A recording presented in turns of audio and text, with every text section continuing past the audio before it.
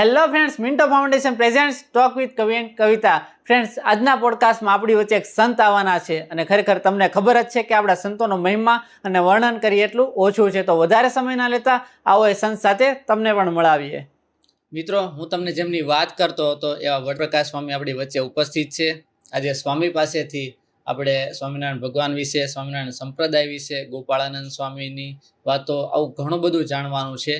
તો બ્રહ્મપ્રકાશ સ્વામી, અમારા પોડકાસ્ટમાં તમારું દિલથી સ્વાગત છે. આપ સૌનું અને દર્શકોનું પણ ખૂબ ખૂબ અમારા તરફથી હાર્દિક શુભકામનાઓ છે. થેન્ક યુ સ્વામી. સ્વામી, વાતની શરૂઆત એક બેઝિક પ્રશ્નોથી કરીએ કે સ્વામિનારાયણ સંપ્રદાય છે એની સ્થાપના ક્યારે અને કોણે કરી હતી? સ્વામિનારાયણ સંપ્રદાયની સ્થાપના ઉદ્ધવા અવતાર સદગુરુ શ્રી રામાનંદ સ્વામીએ કરી હતી. જે રામાનંદ સ્વામી 8 વર્ષની નાની ઉંમરે બ્રહ્મ વિદ્યા ભણવા ચાલી નીકળ્યા. આજે 8-10 વર્ષના યુવકોને બ્રહ્મ વિદ્યા શું કહેવાય એના અર્થની પણ ખબર નથી. એ કાશીમાં આવ્યા તો સાંભળ્યું કે અહીંયા વિદ્યા ભણાવનારા તો બહુ પંડિતો છે, પણ બ્રહ્મ વિદ્યા ભણાવનારા તો ગોપનાથ મહાદેવમાં આત્માનંદ છે. અને કોઈ પણ વિદ્યા ભણવી હોય તો એની માટે 2 વસ્તુ કમ્પલસરી છે. એક સમય આપવો પડે ને એક સારા શિક્ષક જોઈએ. તો આ 9-10 વર્ષનો બાળક વિચારે છે કે હું સમય આપવા તો તૈયાર છું, પણ એવા શિક્ષક ક્યાં? એ 10 વર્ષનો બાળક ઠેઠ કાશીથી ઉઘાડા પગે ગોપનાથ મહાદેવમાં જ્યાં આત્માનંદ સ્વામી પાસે જાય, એના તરત શિષ્યત્વ સ્વીકારી અને આત્માનો સાક્ષાત્કાર કરે. પછી કહે છે પરમાત્મા ક્યાં? તો કે આત્મા પરમાત્મા એક છે. કે ના, પૂર્વનું એને જ્ઞાન છે કે ભગવાન અલગ છે. હવે ક્યાં ગોપનાથ ગુજરાતના આ છેડે અને ક્યાં કેરળમાં આવેલું શ્રીરંગ ક્ષેત્ર આ છેડેથી ઓલા છેડે, એ 13-14 વર્ષનો છોકરો પાર્થવે ચાલીને જાય.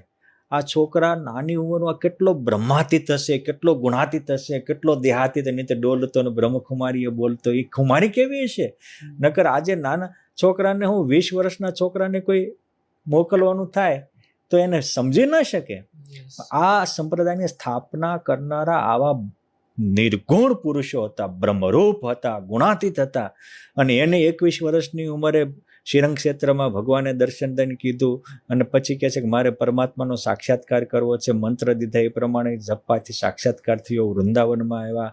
સંવત 1827 ચૈત્ર સુદ પૂનમના પાવન દિવસે કૃષ્ણ ભગવાને દર્શન દઈ અને બ્રહ્મહમ કૃષ્ણ દાસોસ્મિ શ્રી કૃષ્ણ તોમ ગતિર્મમાં આ 2 મંત્ર આપ્યા.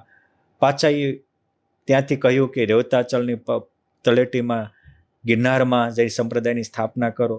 હવે જો સાક્ષાત્કારી તો કેવા. પછી ત્યાંથી આવતા હતા અને 1828માં એ ચૈત્ર માસમાં પ્રયાગ ક્ષેત્ર આજે કહીએ ત્યાં ત્રિવાણી સંગમમાં આવ્યા અને આમ બેઠા હતા. એમાં ધર્મદેવની ભક્તિ ત્યાંથી આવ્યા, ઘડીક ચરણ ચંપી કરી. ત્યાં એને ભગવાનનો સાક્ષાત્કાર કરાયો અને પહેલા આવેલા 2 મંત્ર આપી અને સંપ્રદાયના શ્રીગ્રંથ ત્યાંથી થયા. પહેલા સ્વામિનારાયણ સંપ્રદાયના 2 કોઈ અનુયાયી થયા હોય તો ધર્મદેવ ભક્તિ માતા હતી સૌથી પહેલા. પછી પાછા આવતા હતા. રસ્તામાં સારંગ ગામના પાદરમાં એક ખેડૂત ખેતી કરતો હતો અને સીધું જ નામ લઈને બોલ્યું કે રામજી, આમના આ ખેતી ક્યારે કરીશ? અંતરની ખેતી ક્યારે કરીશ? આ ખેતી કરવા જઈશ તો અંતરની ખેતી રહી જશે. આ એના શબ્દમાં તાકાત કેટલી છે કે માણસથી બીડીનું ઠૂઠું કે પડીકી ચોટતી નથી. આ વજ્રસાર જેવી વાસના મુકાઈ દે. એ કે ગુરુ તમે નહોતા મળ્યા ત્યારે ગુરુજી ખાલી એટલી વાત કરી ત્યાં ગુરુ થઈ ગયા ને એને સમર્પિત થઈ ગયા. આવા સમર્પિત શિષ્યોનો શ્રી ગણેશ એ સંપ્રદાયના પહેલા પ્રથમ સંત થયા, રામદાસ સ્વામી.